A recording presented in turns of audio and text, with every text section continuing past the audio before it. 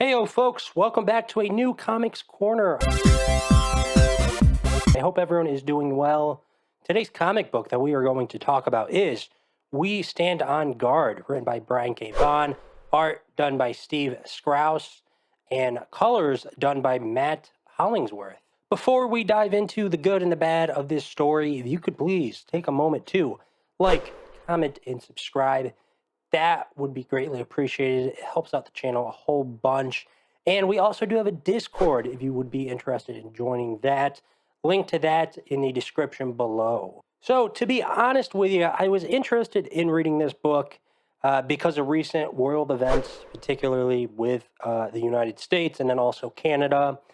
In fact, I was not the only one who wanted to read this book because I believe it's almost sold out now. I think all the hardcovers are sold out at the distributor level. I was going to buy one, but a bit too pricey for me. So I just went with the trade paperback, which I was very happy with still. So I would recommend this book for sure. To give you guys a quick story synopsis, though, this story is set in the future, around 100 years or so, and there's a 9/11 event. The White House gets blown up.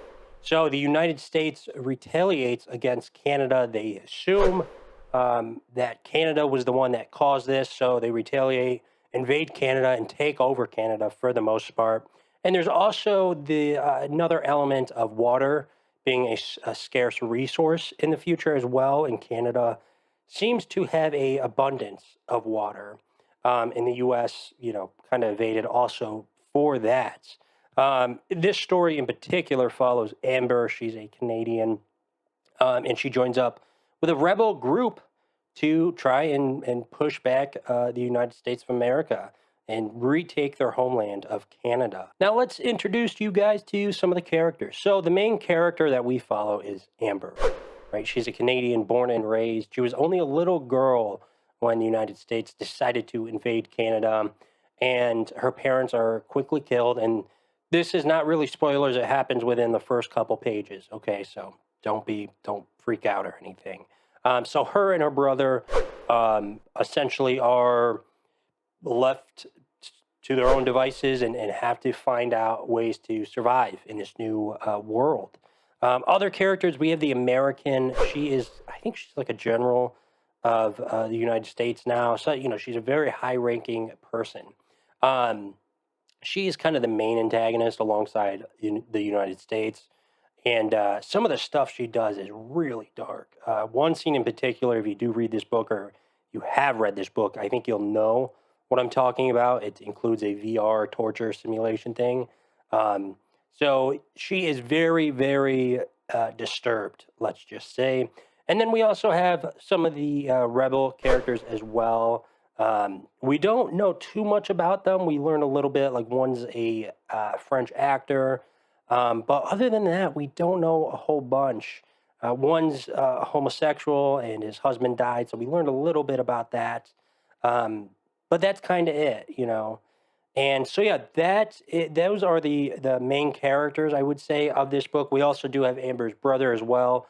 He's very much more of a side character, I would say, though. So the good, what I really enjoyed about this book, I will say first and foremost, the thing I like the most is probably the artwork. I really love the artwork done by Steve Skroce, and I hope I'm saying his last name correctly. If I'm not, I apologize.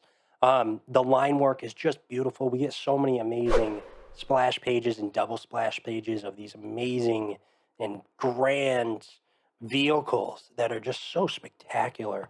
The colors done by Matt Hollingsworth, I think, is also incredible. I really enjoyed the colors in this book.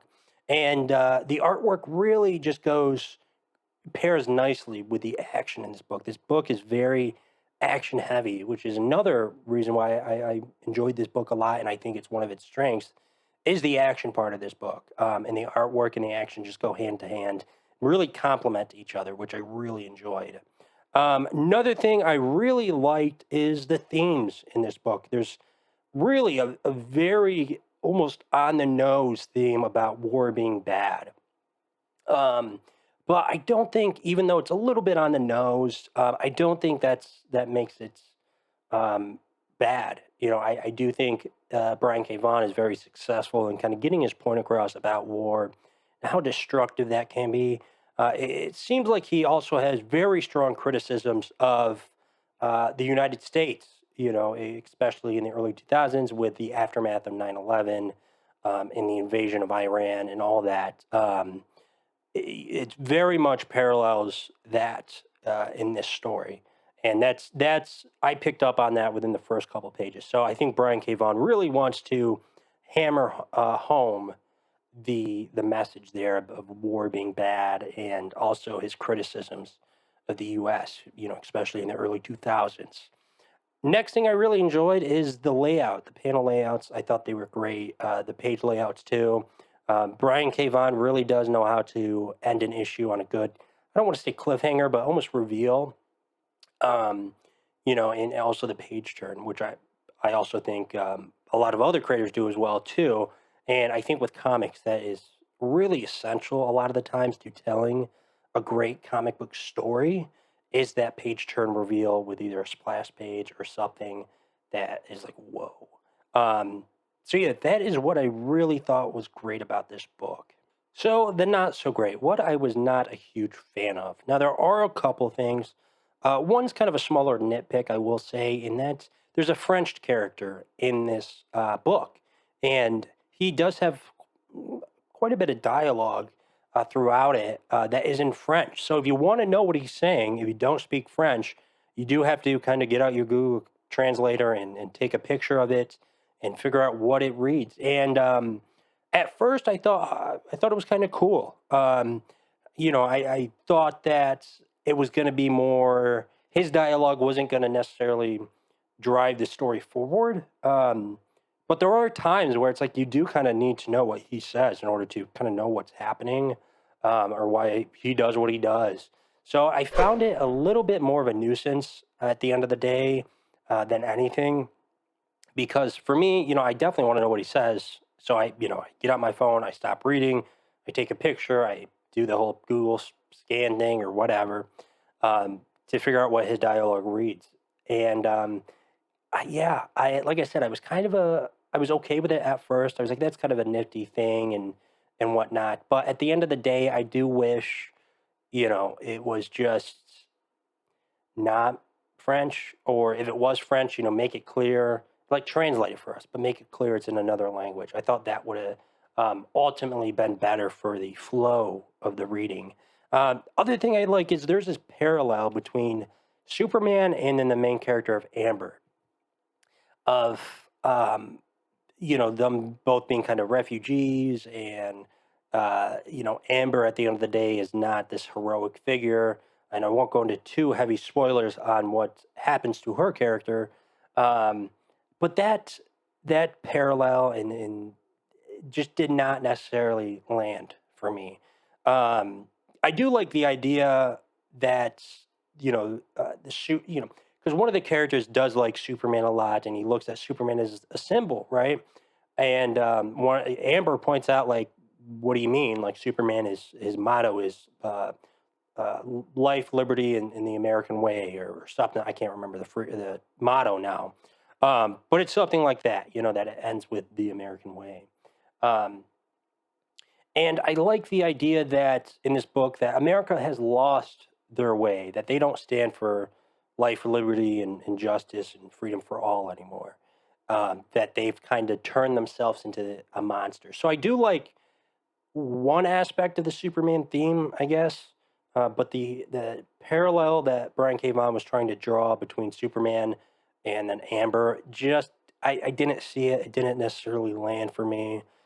And finally, I kind of wish this book was a little longer. I think it really would have benefited from maybe being 12 issues. It's only 6 here. And I think if we fleshed out the characters a little bit more, and maybe the relationship between Amber and her brother, because that definitely takes a back seat through a majority of the story, I think there would have been a little bit more emotional payoff for me personally.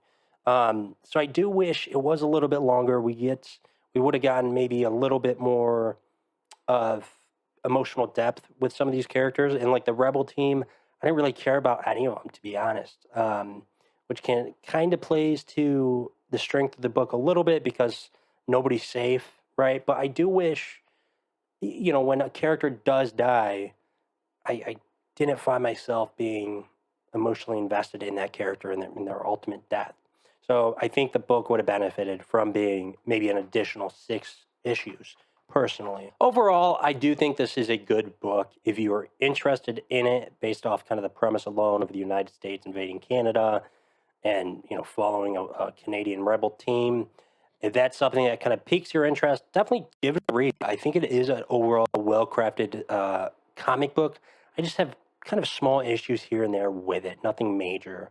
Um, I do think Brian K. Vaughan is ultimately successful with kind of the message he was trying to get across, war being bad. And it's also kind of made clear that it's not always black and white. Like the Canadians and the Canadian government did some not so good things as well. And now that doesn't excuse what America does in retaliation at all, right? But it's just it's always kind of gray. And ultimately, I think he does get his message across with also the final page, um, which I don't want to spoil, but if you really don't want to know anything about this book, then maybe just kind of skip ahead. Um, but I really thought the final page was great because it just shows what war, how devastating war really is. Not only um, how devastating it is, but also what it takes away. And I think that's how I interpreted kind of the final couple pages of this book. Um, so I think in that aspect, this book really succeeds. So, like I said, I do recommend it. I really like Brian K. Vaughan. It's interesting too, because Saga, his other most famous work, I would argue, is also it's the entirety of the book is how devastating war can be for a family. That's in my eyes, that's kind of the main theme of that book, really. Um, so it's interesting that he kind of deals with similar themes with both properties here, and I like that. I think both books succeed with those themes. So to kind of wrap it up, I will give this book a 7.5 out of 10. I do think it's definitely worth a read. Maybe just read it digitally for free if you can. I don't necessarily know if it's a book you need to own. Get it from your local library. Shout out local libraries. Um, I think that may be just the better option to read it. But obviously, if you do want to own it, I think it's a good book. You definitely will enjoy it. There's some great twists and turns with some awesome action sequences.